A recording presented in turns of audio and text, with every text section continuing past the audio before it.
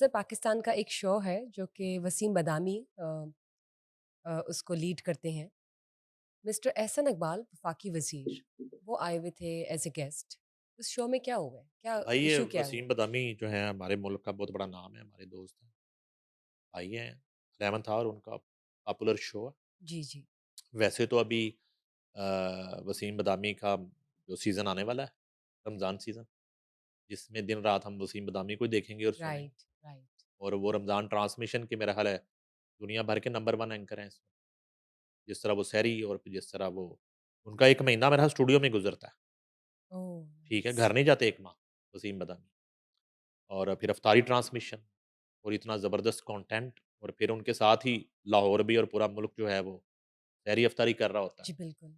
तो ये तो ख़ैर एक सआदत है, बहुत बड़ी। तो उसके साथ वो एआरवाई पे बदस्तूर 11th आवर जो उनका असल करंट अफेयर शो है डे फर्स्ट से, उसके वो होस्ट हैं। तो वो उनकी गेस्ट लिस्ट बड़ी होती है वसीम बदामी की, ऑलवेज़ गेस्ट लिस्ट वो बड़ी रखते हैं। तो उन्होंने एहसन इकबाल को लिया हुआ था लाइव अपने शो में और एहसन इकबाल गालिबन अपने घर से और अपने ड्राइंग रूम से लाइव थे। जी। और वो मेरा ख़्याल है मोबाइल फ़ोन से लाइव थे। जो ऑलराइट। यानी कि मुझे नहीं लगता कि डीएसएनजी गई होगी एआरवाई की। अच्छा ये मैंने चेक करने के लिए वसीम बदामी से राब्ता करने की कोशिश की थी, शायद वो बिज़ी थे, मेरी बात नहीं हो सकी। तो होता कुछ यूँ है कि जब वो लाइव एक विंडो में एहसन इकबाल है और एक विंडो में वसीम बदामी है और बात कुछ यही हो रही थी पीटीआई के हवाले से और मुज़ाकरात के हवाले से, कुछ पार्लियामेंट के हवाले से। तो एहसन जी जी। इकबाल के आखिरी जो जुमले हैं, जो देखे गए हैं, जिसके बाद ये वाक़या पेश आता है, तो वो कुछ इस तरह की बात कर रहे होते हैं, तो कोई शख़्स आता है, मेल और पूरी उसकी मर्दाना आवाज़ है और वो कोई बच्चों वाली आवाज़ नहीं है। वो बाकायदा कहता है, "बंद करो इसे।" और वो कैमरा जो है, उस पे हाथ डालता है और कैमरा उसके बाद बंद हो जाता है। और अब ये वसीम बदामी अकेले रह गए हैं स्क्रीन पे, शो में। और वो उसपे थोड़ा परेशानी का इज़हार भी करते हैं कि ये क्या हुआ? और ये आवाज़ वो सुन चुके हैं कि बंद करो कैमरा ये वो तो। आज जैसे इसमें चूँकि वो होस्ट सुन रहा है और उधर वो प्रोड्यूसर भी सुन रहा है पीछे, पीसीआर में बैठा, तो उनके लिए परेशानी भी थी, खुदा ना ख़ास्ता कोई हादसा तो नहीं हो। हम्म। तो उसके बाद वो ब्रेक पे भी जाते हैं।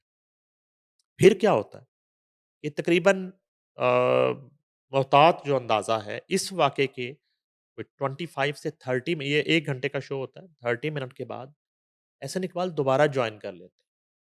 ठीक है जी।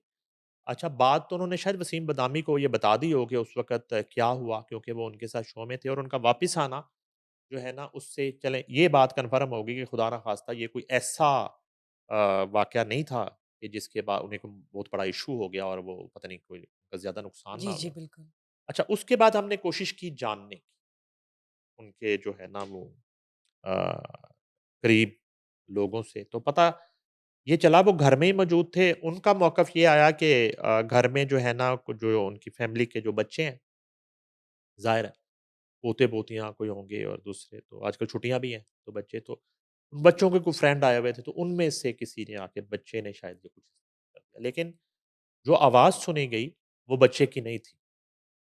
अच्छा, फिर इस तरह की र्यूमर्स भी रहीं कि शायद उनके किसी फैमिली मेंबर से उनकी कोई कुछ इस तरह का कोई नाराज़गी का मामला या किसी बात पे कोई डिस्प्यूट या इश्यू जी। हुआ, तो उन्होंने दौरान शो ही आके वो बहस-मुबासा शुरू कर दिया राइट। और साथ वो बंद कर दी।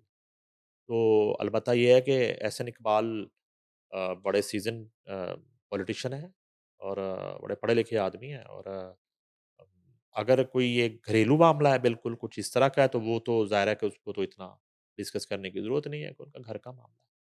लेकिन चलते हुए लाइव शो के अंदर यानी कि वो जो साथ थे जिनको आके इतनी उन्होंने आधा पौना घंटा वेट भी नहीं किया कि यार अभी अंकल या मामू या रिलेटिव या अब्बा जी या कोई भी रिश्ता हो, तो थोड़ा वेट इंसान कर लेता है ना कि यार चलो लाइव जा रहा है और एक वफाकी वजीर है और हुकूमती जो है ना इस वक्त पार्टी के वो बड़े अहम रहनुमा हैं और मेरा ख्याल है मुस्लिम लीग नून का भी उनके पास बहुत बड़ा कोई ओहदा है, सेक्रेटरी जनरल है कल बना भी।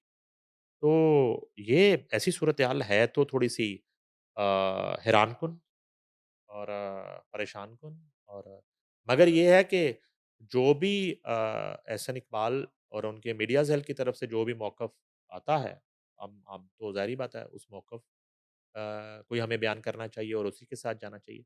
मगर ये एक बड़ा अजीब वाक़या हुआ।